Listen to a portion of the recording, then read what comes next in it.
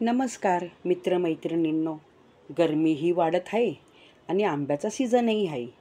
आज मी तुमच्यासाठी मस्त थंडगार मँगो बटरस्कॉच आईस्क्रीमची रेसिपी घेऊन आले आहे.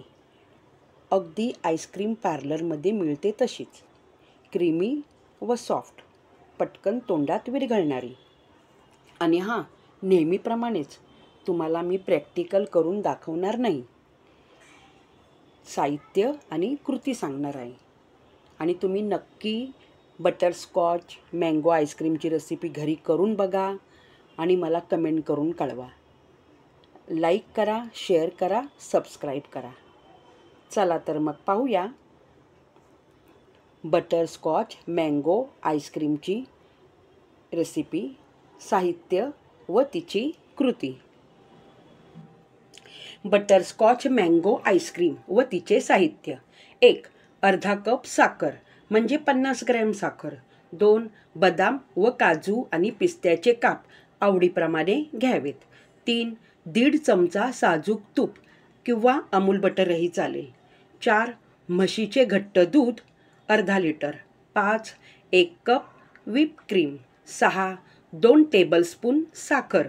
7. 2 टेबलस्पून बटरस्कॉच फ्लेवरवाला कस्टर्ड पावडर. 8. 2 आंब्याचा गर स्मॅश केलेला किंवा रसही चालेल. आता आपण कृती पाहूया. कॅरिमल क्रंच. 1. पाणी न घालता एका पातेल्यात अर्धा लिटर दुधाचे पाव लिटर दूध झाले पाहिजे इतपत गरम करावे. 2. कॅरिमल क्रंच बनविण्यासाठी पसरट पॅनमध्ये 50 ग्रॅम साखर घालून पॅन गॅसवर ठेवून मंद आचेवर सतत परतावे. साखर सुरुवातीला विरघळून ब्राऊन व्हायला लागते.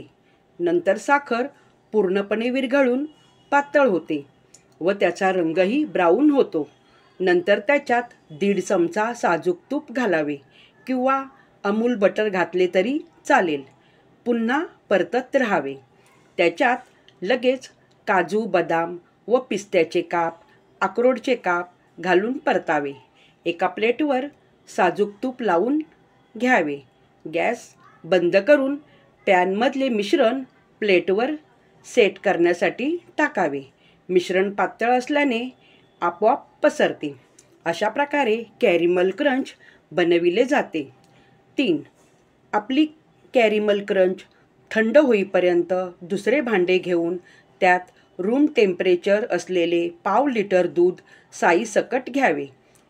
त्याच्यामध्ये 2 टेबलस्पून बटरस्कॉच पावडर व 2 टेबलस्पून साखर घालून चांगले मिक्स करून एकजीव करावे. गुठळ्या अजिबात ठेवू नयेत. नंतर त्याला गॅसवर ठेवून मंद आचेवर सतत परतावे.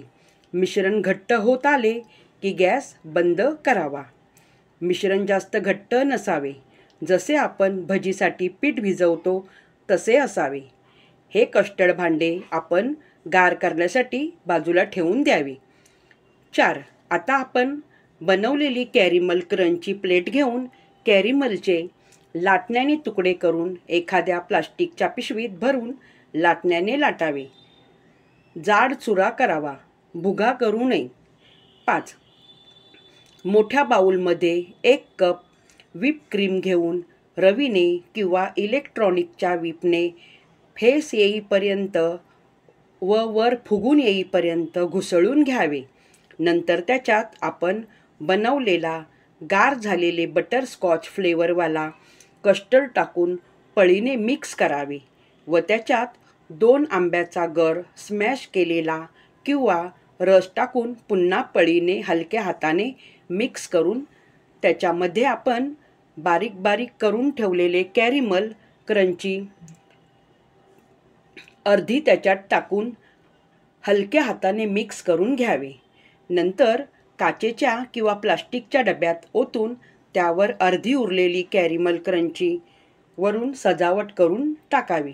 डब्यामधले आईस्क्रीम सेट करून घ्यावे व त्यावर सिल्वर पेपरने किंवा प्लास्टिकच्या पिशवीने कव्हर करून झाकण लावून घ्यावे व आईस्क्रीम सेट करण्यासाठी डबा 8 ते 9 तास फ्रीजमध्ये ठेवावा.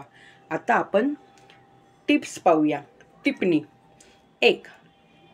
ज्या शॉपमध्ये केक बनविण्यासाठी वस्तू मिळतात त्या शॉपमध्ये व्हिप क्रीम आणि बटरस्कॉच फ्लेवरवाला कस्टर्ड पावडर सहजपणे मिळतो.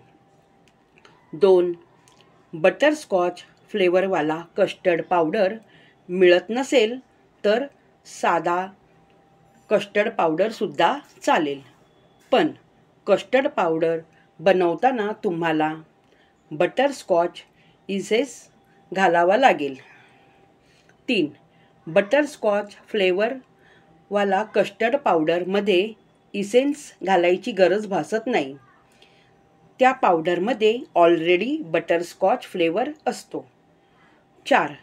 कॅरॅमल क्रंच बनवताना बदाम, काजू व पिस्त्याचे काप नसतील तर त्यात जागी शेंगदाणे भाजून व टरफले काढून कॅरॅमल क्रंच बनविली तरी छान लागते.